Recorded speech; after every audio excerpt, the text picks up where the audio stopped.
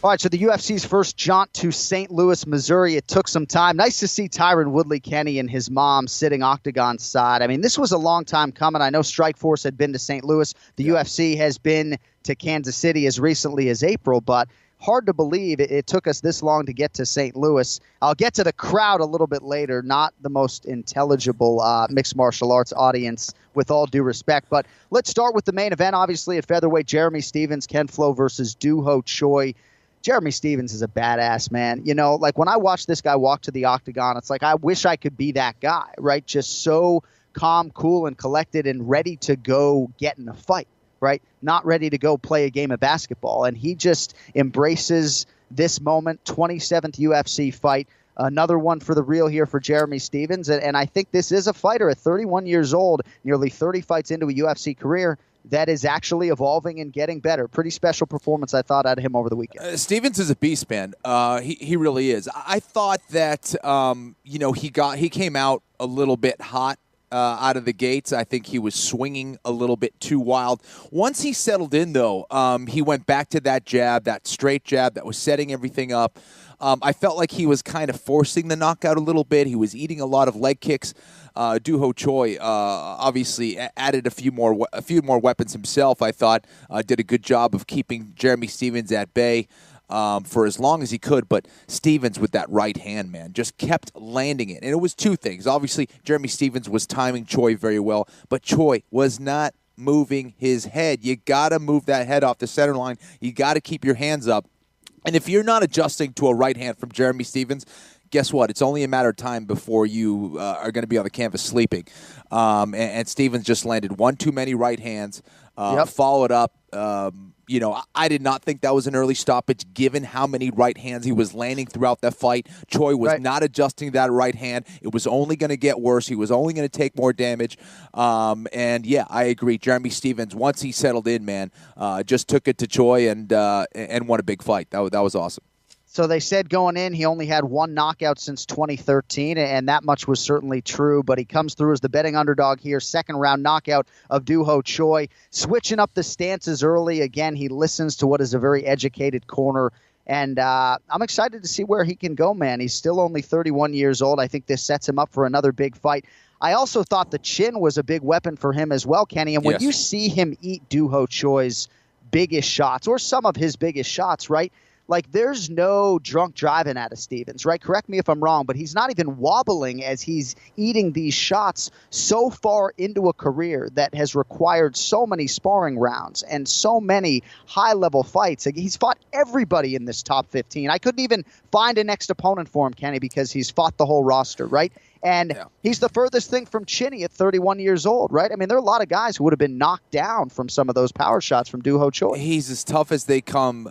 He does still have a very good chin. And I think a lot of it is, for a fighter, when you're seeing these punches come, you have to be ready for it. You have to have your eyes ready on your opponent and where these punches are coming from. And Jeremy Stephens was doing a good job of reading the punches. There's always, as they say, the shots that you don't see that hurt you.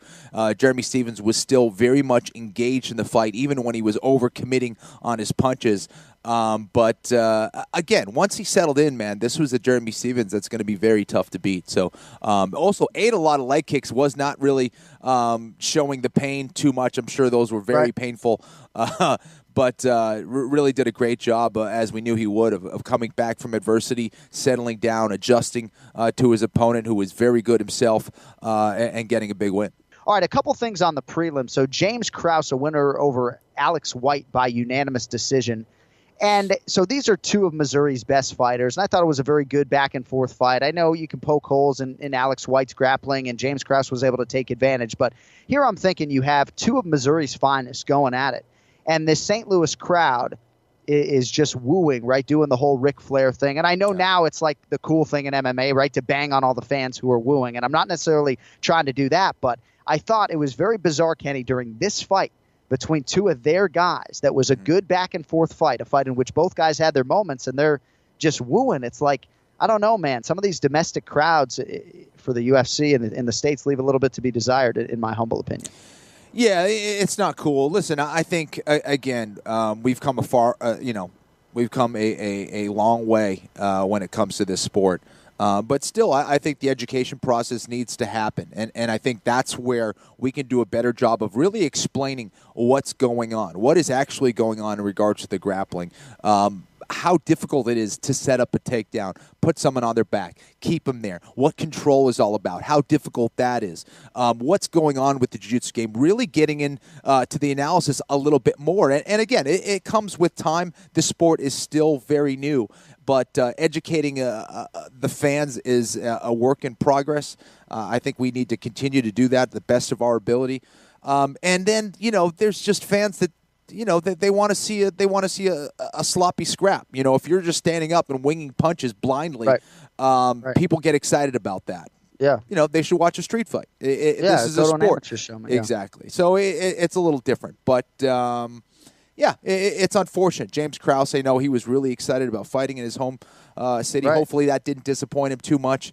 I did not see that fight, actually. Well, it was funny because you're like right after the fight, and he started his post-fight interview. They were booing a little bit, but Krause had a lot of support in the building, and so thankfully they were able to drown out those boos with cheers. But yeah, I think it was sort of a little bit of a bittersweet moment for him a little bit, right? Because he, again, on our airwaves a few weeks ago was saying, I want to be the greatest fighter Missouri has ever seen, I feel for James. I had a shitty-ass fight when I fought in Boston against Gray Maynard. It was, boring as hell, Every time I tried to engage, he backed up. He took me down to the end of the round, held me there.